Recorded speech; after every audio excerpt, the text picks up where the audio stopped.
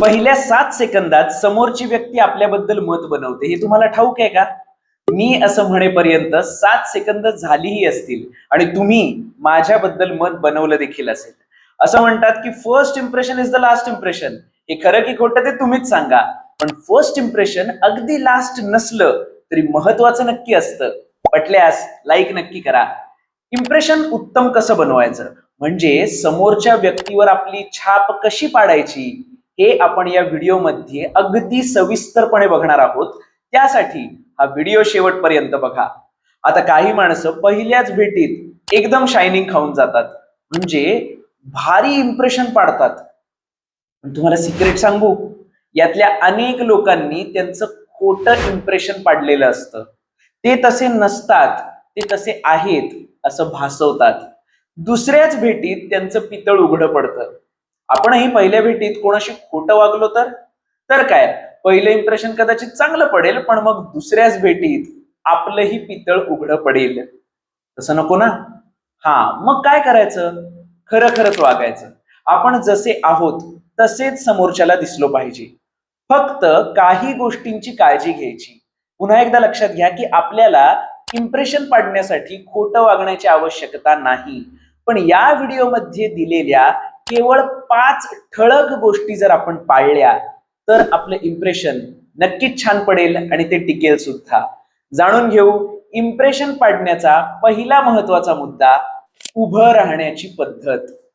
खरं तर आपल्याला लहानपणापासून सांगितलं जातं की ताठ उभे राहा, पण म्हणून अगदी छाती पुढे काढून उभं राहण्याची आवश्यकता नसते, कारण ते कृत्रिम वाटू शकतं. या प्रकारात मगाशी आपण म्हटलं तसे उगाच शायनिंग मारणारे लोक मोडतात. ते खोटं खोटं वागतात. ते अशा पद्धतीत उभे राहतात जे त्यांना शोभतच नाही. ती पद्धत त्यांच्यासाठी कम्फर्टेबल सुद्धा नसते. पहिल्या भेटीत कसे तरी वेळ निभावून नेतात, दुसऱ्या भेटीत मात्र त्यांचं भांड फुटतं. त्यांनाच त्यांचं उभं राहणं अनकम्फर्टेबल वाटू लागतं. बघणाऱ्याला सुद्धा ते खोटं वाटू लागतं. मग कसं उभं राहायचं? आरामदायक पद्धतीने उभं राहायचं.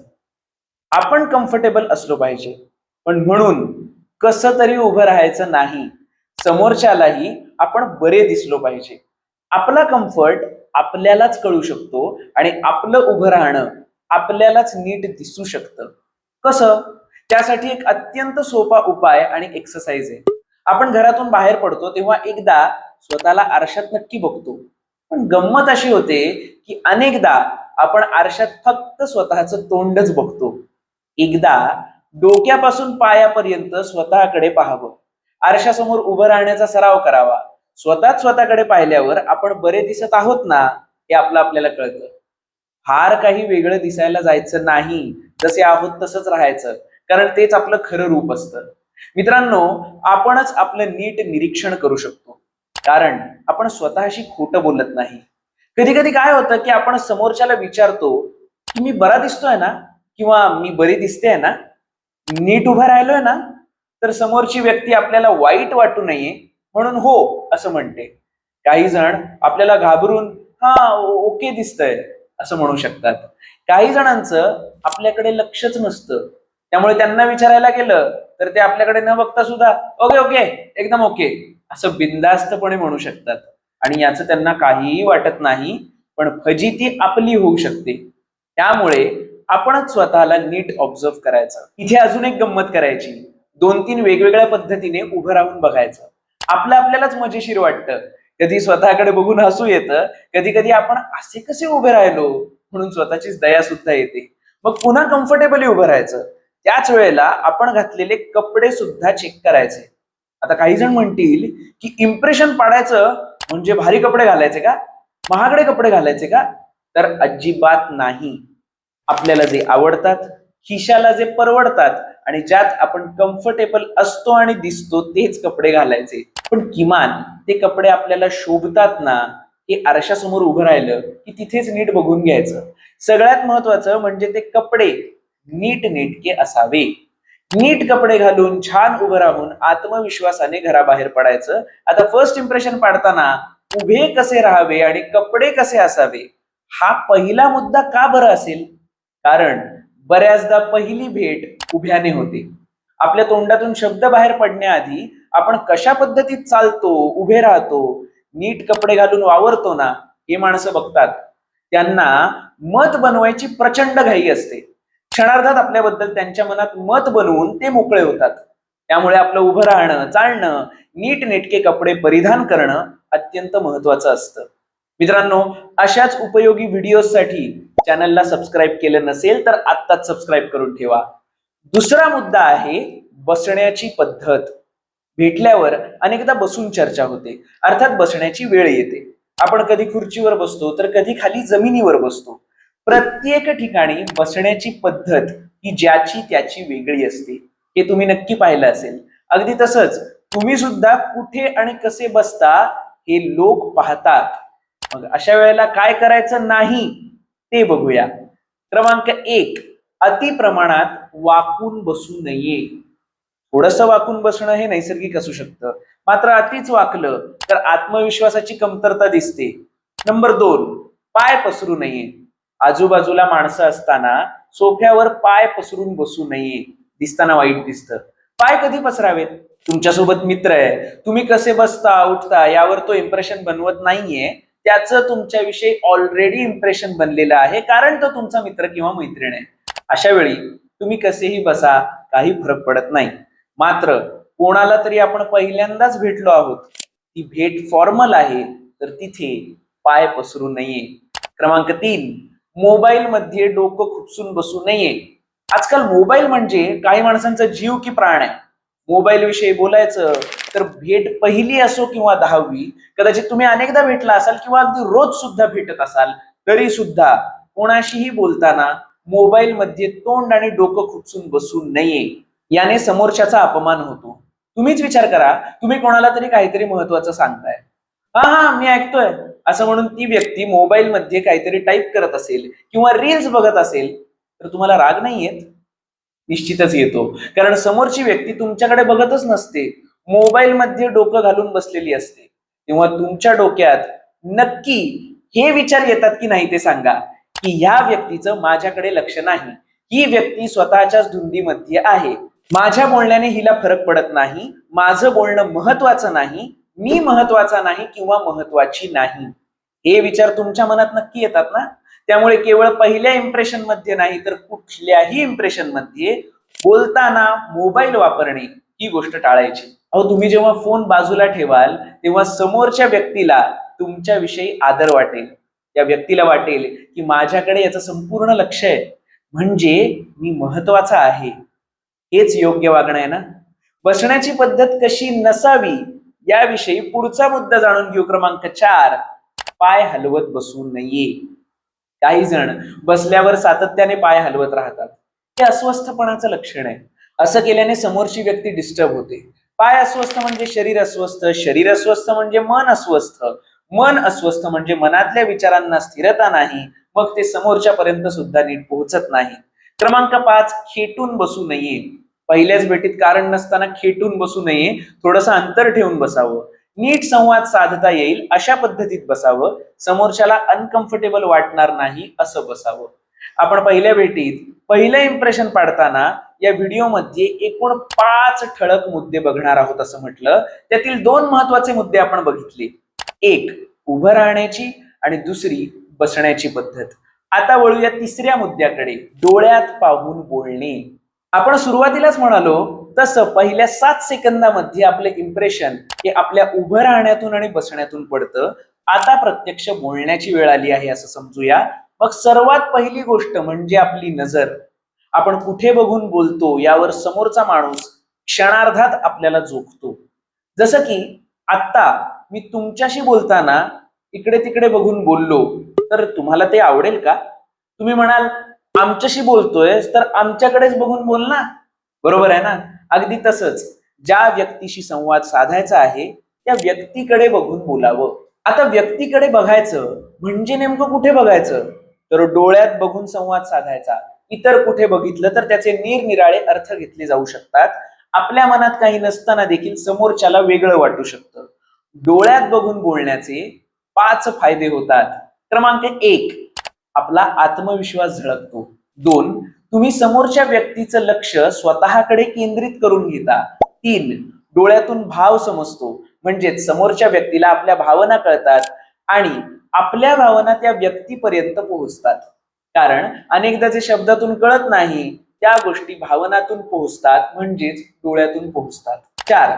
समोरच्या व्यक्तीच्या डोळ्यात बघून बोलल्याने त्या व्यक्तीला आपल्याबद्दल विश्वास वाटतो. माणसं जेव्हा इकडे तिकडे बघून बोलतात तेव्हा ही माणसं खरं बोलत आहेत की नाही असा संशय येऊ शकतो, पण डोळ्यात बघून बोलल्यावर तसं होत नाही. आणि 5. एकमेकांशी बोलताना जेव्हा आपण फोन मध्ये बघतो तेव्हा समोरच्या व्यक्तीचा अपमान होतो, मात्र डोळ्यात डोळे घालून बघितल्यावर समोरच्या व्यक्तीला योग्य तो मान मिळतो. यातून हेच दिसतं की माझं संपूर्ण लक्ष तुमच्याकडे आहे आणि मी तुमच्याशीच बोलतोय किंवा बोलतीये, माझं इकडे तिकडे कुठेही लक्ष नाही.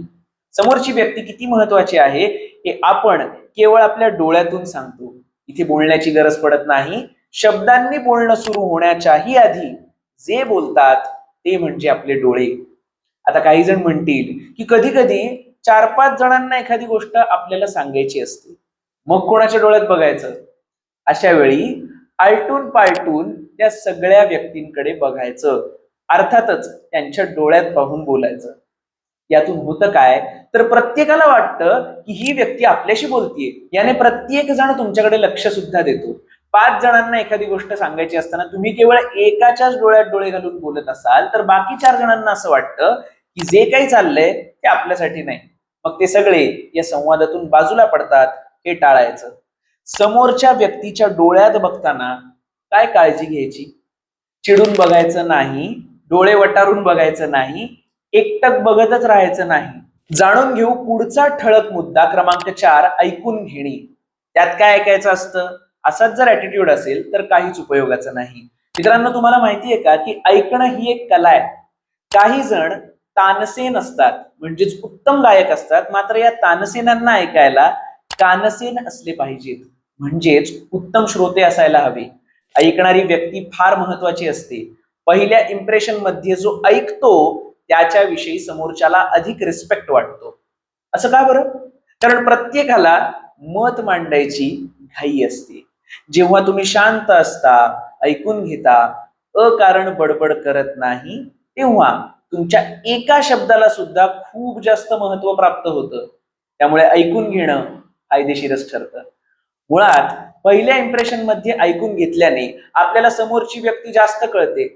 अशा वेळी आपण काय बोलायचं हे ठरवून आलेलो असलो तरी सुद्धा समोरची व्यक्ती काय सांगते आहे हे ऐकल्यानंतर त्याप्रमाणे आपण आपल्या बोलण्याच्या पद्धतीत हवा तसा बदल करू शकतो.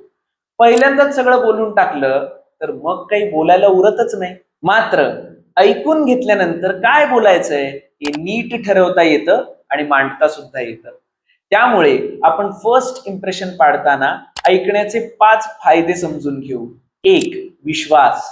पहिल्याच भेटीत उत्तम लिसनर अर्थात श्रोता होणं फायद्याचं ठरतं, कारण ऐकून घेतल्याने समोरच्याचा आपल्यावरील विश्वास वाढतो, त्याला अजून काहीतरी आपल्याला सांगावंसं वाटतं. 2. ऐकण्याने समोरचा आपल्याला मान देतो. याचं कारण कोणीतरी आपलं ऐकणार आहे याची त्याला खात्री वाटते. 3. ऐकण्याने आपला संयम वाढतो. कसा? तर आपण लहानपणापासून ही म्हण ऐकत आलो आहे की अति घाई संकटात नाही. हे माहीत असूनही माणसं घाई करताना दिसतात. मात्र आपण जेव्हा ऐकून घेतो तेव्हा आपण बोलण्याची घाई करत नसतो. याने आपण सारासार विचार करू शकतो. त्याचा परिणाम म्हणजे आपला संयम वाढतो. त्यामुळे घाईघाईत चुकीचे काहीतरी शब्द वापरून आपण समोरच्याला दुखावत नाही. क्रमांक 4. गैरसमज टळतात. आपण म्हणालो की पहिल्या इम्प्रेशन मध्ये सगळ्यात आधी माणूस कसा उभा राहतो, बसतो हे बघितलं जातं, मग लगेच मत बनवलं जातं. पण माणूस जेव्हा प्रत्यक्ष बोलतो तेव्हा कळतं की अरे छा, मी वेगळाच समज करून घेतला. पण हे समजण्यासाठी आधी ऐकून घ्यावं लागतं. ऐकून घेतल्यावर माणूस कळतो. याने आपण घाईघाईत समोरच्याला जज सुद्धा करत नाही, म्हणजेच त्याच्याविषयी पटकन मत बनवत नाही. मग होणारे गैरसमज नक्कीच टळू शकतात. आणि क्रमांक 5. ऐकण्याने ज्ञानात भर पडते. आपल्याच क्षेत्रातील व्यक्तीला समजा आपण पहिल्यांदा भेटलो तर माझं काम किती छान आहे हे सांगण्याची घाई होऊ शकते. मात्र इथेच थोडासा संयम ठेवायचा. समोरच्याचा आधी ऐकून घ्यायचं. याने काय होईल? आपल्याच क्षेत्रातील आपल्याला काही गोष्टी माहिती नसतील तर त्याची माहिती समोरच्याकडून आपल्याला मिळेल, म्हणजेच आपल्या ज्ञानात भर पडेल. पण यासाठी मन लावून ऐकणं गरजेचं आहे. कारण काही जण ऐकत असतात आणि काही जण मी खरंच ऐकतोय असं भासवत असतात. आपल्याला काय व्हायचंय ते आपण ठरवायचं. फर्स्ट इम्प्रेशन पाडण्याचा 5वा मुद्दा जाणून घेऊ. YOU चा विचार करायचा. आता YOU यू म्हणजे काय, तर असा विचार करा की एखाद्या समारंभात मीटिंग मध्ये फर्स्ट इम्प्रेशन पाडायचं आहे. आता आपल्याकडे भरपूर समारंभ मीटिंग होतच असतात, अनेक जण एकमेकांना भेटत असतात. काय मग कसा आहे, ओळखलं का, याच्या पलीकडे संवादच जात नाही. इथे आपण फर्स्ट इम्प्रेशन बद्दल बोलतोय. इथे तर ओळखलं का हे विचारण्याचा प्रश्नच नाही, कारण आपण पहिल्यांदाच भेटलेलो असतो. आपणच आपली ओळख करून द्यायची असते. इथे YOU नावाचा फॉर्म्युला वापरायचा. आता हे यू काय प्रकरण आहे. YOU या शब्दातील Y म्हणजे यू फर्स्ट, आधी तुम्ही, अर्थात समोरच्या व्यक्तीला मनापासून महत्व द्यायचं, म्हणजेच यू फर्स्ट. त्यांचं ऐकून घ्यायचं, त्यांच्या चांगल्या गोष्टींचं कौतुक करायचं. YOU मधील दुसरं अक्षर म्हणजे O, याचा अर्थ ऑक्युपेशन, अर्थात समोरची व्यक्ती काय करते त्या व्यक्तीचा नोकरी, व्यवसाय, छंद समजून घेणे. हे का करायचं, तर YOU मधील तिसऱ्या अक्षरासाठी म्हणजेच यू साठी, या यू चा फुल फॉर्म आहे अंडरस्टँडिंग इच अदर. म्हणजे काय, तर समोरच्या व्यक्तीला समजून घ्यायचं, त्या व्यक्तीला आपल्यालाही समजून घेण्याची संधी द्यायची. याचाच अर्थ आपणही बोलायचं. हे करताना आतापर्यंत डिस्कस केलेले 4 ठळक मुद्दे अर्थात प्रमुख मुद्दे डोक्यात ठेवायचे. कोणते मुद्दे? 1 उभं राहण्याची पद्धत, 2 बसण्याची पद्धत, 3 डोळ्यात बघून बोलणे आणि 4 ऐकून घेणे. हे सगळं ध्यानात ठेवायचं आणि इथे संवादाला सुरुवात करायची. संवाद साधतानाच सगळ्यात मोठं सिक्रेट म्हणजे जसे आहात तसेच राहा. सुरुवातीला कदाचित हे थोडं लक्ष देऊन करावं लागेल, मात्र नंतर सवयीचं होत जाईल. काही अडलंच तर हा व्हिडिओ आहे ना, जेव्हा प्रश्न पडेल की फर्स्ट इम्प्रेशन कसं पाडू, तेव्हा हा व्हिडिओ आठवणीने बघायचा. आणि ज्यांना ज्यांना हा प्रश्न पडला आहे त्या मित्रांना हा व्हिडिओ नक्की पाठवायचा. अशाच जीवनोपयोगी आणि सकारात्मक व्हिडिओंसह भेटत राहूया. Bye bye.